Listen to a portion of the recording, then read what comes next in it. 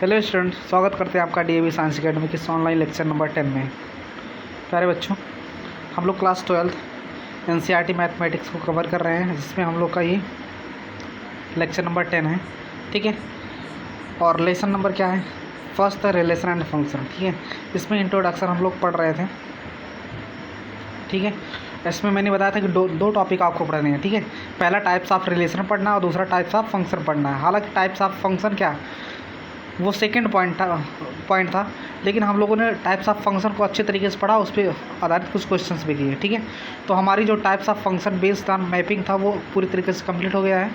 इस लेसन की ये लास्ट टॉपिक है, जो कि पहले टॉपिक थी, जिसको हम लोगों ने अवॉइड करके लास्ट टॉपिक पढ़ लिया और पहले टॉपिक को छोड़ दिया था। ठीक है, ये पहली टॉपिक है टाइप्स ऑफ क्या, रिलेशन। ठीक है, तो ये टाइप्स ऑफ रिलेशन हम लोग पढ़ रहे थे। इसमें हम लोग का एक लेक्चर हुआ था। ठीक है, चूँकि वो लेक्चर कुछ अधूरा टाइप का रहेगा था, इसलिए मैं इसमें कुछ क्लियर कर देना चाह रहा हूँ। दोबारा से वो चीज़ क्लियर करने का प्रयास कर रहा हूँ, ताकि आप लोगों को कोई कुछ चीज़ छूटे ना और विधिवत आपको पूरी तरीके से समझ में आए। ठीक है, तो चलिए स्टार्ट करते हैं। पहला सेट हमने क्या बताया था आपको? नल सेट या वाइड सेट या इम्पटी सेट, नहीं सॉरी, रिलेशन है। ठीक है, हम टाइप्स ऑफ रिलेशन पढ़ रहे हैं। ठीक है, तो आप इसको चाहे नल रिलेशन बोलो, वाइड रिलेशन बोलो या इम्पटी रिलेशन बोलो, बात एक ही है। ठीक है, तो मैंने बताया था कि इसमें दो टाइप की क्या सेट होते हैं, और रिलेशन जो होता है कुछ ऐसा कंडीशन होता है, रिलेशन जो है कुछ ऐसा कंडीशन होता है कि हम उस कंडीशन को फॉलो करते हैं, तो हमारे पास जो सेट आता है रिलेशन का, वो क्या आता है? इम्पटी सेट आता है। क्या आता है? इम्पटी सेट आता है। तो इस प्रकार के रिलेशन को हम क्या बोलते हैं? नल सेट, नल रिलेशन या वाइड रिलेशन या इम्पटी रिलेशन। यानी ऐसा रिलेशन जो हमें क्या देता है? इम्पटी सेट देता है। ठीक है, अगर हम इस कंडीशन को पूरा करें इस दोनों सेट के अकॉर्डिंग, ठीक है, इस सेट पर, इन दोनों सेट पर अगर हम इस कंडीशन को फॉलो करें तो हमें क्या मिलता है? एक इम्पटी सेट मिलता है। ठीक है ना, यानी ऐसा रिलेशन जो हमें क्या देता है? इम्पटी सेट देता है। तो इस प्रकार के रिलेशन को हम क्या बोलते हैं? इम्पटी रिलेशन कह देंगे, या फिर वाइड रिलेशन कह देंगे, या फिर नल रिलेशन कह देंगे। ठीक है ना, नेक्स्ट क्या आता है? यूनिवर्सल रिलेशन आता है। यूनिवर्सल रिलेशन में हमने बताया था कि ये ऐसा रिलेशन होता है जिसके पहले सेट के प्रत्येक एलिमेंट का जो संबंध होना चाहिए वो दूसरे सेट के एलिमेंट के साथ होना चाहिए। ठीक है, यानी कोई भी एलिमेंट बचना नहीं चाहिए। प्रत्येक एलिमेंट का संबंध किससे? यानी फर्स्ट सेट के प्रत्येक एलिमेंट का संबंध सेकंड सेट के प्रत्येक एलिमेंट के साथ क्या होना चाहिए। अगर इस कंडीशन को कोई भी रिलेशन कंप्लीट कर रहा है तो उसको हम क्या बोलेंगे? यूनिवर्सल रिलेशन बोलेंगे, और उसमें आपको ये कंडीशन देखने को मिलेगा। ठीक है, नेक्स्ट आइडेंटिटी रिलेशन मैंने बताया था। आइडेंटिटी रिलेशन क्या होता है? तो इसमें मैंने बताया था कि आइडेंटिकल, ये आइडेंटिटी कहाँ से बनता है? आइडेंटिकल से, आइडेंटिकल। ठीक है, और आइडेंटिकल मतलब क्या होता है? सेम। ठीक है, यानी ऐसा रिलेशन जिसमें ऑर्डर्ड पेयर क्या हो? सेम हो। ठीक है, जितने ऐसा रिलेशन जिसमें जितने भी ऑर्डर्ड पेयर दिए हों वो क्या हो? पूरी तरीके से सेम हो, और क्या, वह एक ही सेट से बिलोंग करते हैं। ठीक है, यहाँ पे देखिए दिया है ना कि ऐसा रिलेशन है जिसमें ऑर्डर्ड पेयर कितना? ए, दोनों किसी भी ऑर्डर्ड पेयर के दोनों एलिमेंट आपस में क्या सेम है, और दोनों एलिमेंट क्या किसी एक सेट से क्या करते हो? बिलोंग करते हो। ठीक है, तो हम उसको क्या बोलेंगे? आइडेंटिकल, यानी सेम, यानी ऐसा रिलेशन जिसकी ऑर्डर्ड पेयर के प्रत्येक एलिमेंट क्या हो? सेम हो।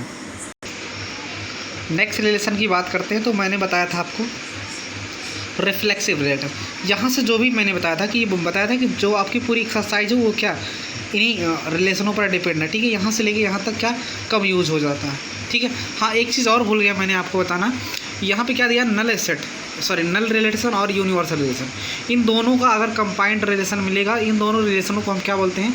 ट्राइवल रिलेशन बोलते हैं। ठीक है, अगर ट्राइवल रिलेशन की बात होगी तो जान लेना उसमें क्या इम्पटी रिलेशन और यूनिवर्सल रिलेशन दोनों क्या है? इंक्लूड है, शामिल है। ठीक है, तो नेक्स्ट बात की थी रिफ्लेक्सिव रिलेशन की। रिफ्लेक्सिव रिलेशन की हिंदी क्या होती? स्वतुल्य। ठीक है, स्वतुल्य मतलब स्वतुल्य, जो स्व मतलब अपने ना, जो अपने, तुल्य मतलब समान। ठीक है, जो अपने समान हो। ठीक है, तो उसको क्या बोलते हैं? स्वतुल्य रिलेशन बोलते हैं। इसमें भी ये भी क्या आइडेंटिकल की तरह होता है कि यानी ऐसा रिलेशन जिसमें जो जितने भी ऑर्डर पेयर हों उस प्रत्येक ऑर्डर्ड पेयर के प्रत्येक एलिमेंट आपस में क्या हो? सेम हो। लेकिन डिफरेंट ये है क्या? फॉर एवरी एलिमेंट के लिए। ठीक है, फॉर एवरी एलिमेंट, जैसे मैंने बता दिया कि एक क्या दिया है? एक सेट दिया है।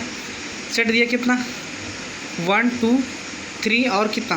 4, एक सेट दिया है। ठीक है, तो इस जो भी रिफ्लेक्सिव रिफ्लेक्सिव रिलेशन होने के लिए जितने भी यहाँ पे एलिमेंट दिए हैं सबके डबलेट होने चाहिए, सबके क्या होने चाहिए, डबलेट होने चाहिए। डबलेट मतलब समझ रहे हो ना, यानी जितने भी, यानी कोई भी रिलेशन बनेगा उसमें जितने भी ऑर्डर्ड पेयर होंगे, पहली बात तो सारे एलिमेंट के ऑर्डर्ड पेयर होने चाहिए और समान होने चाहिए। मतलब जैसे 1 1 2 2, ठीक है, सारे एलिमेंट के डबलेट होने चाहिए।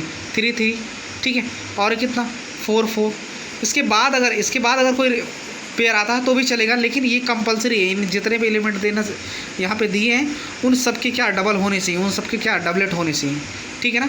अगर एक चीज़ नहीं दिया है तब ये जो है क्या रिफ्लेक्सिव ना होकर के क्या हो जाएगा, आइडेंटिकल हो जाएगा, ठीक है।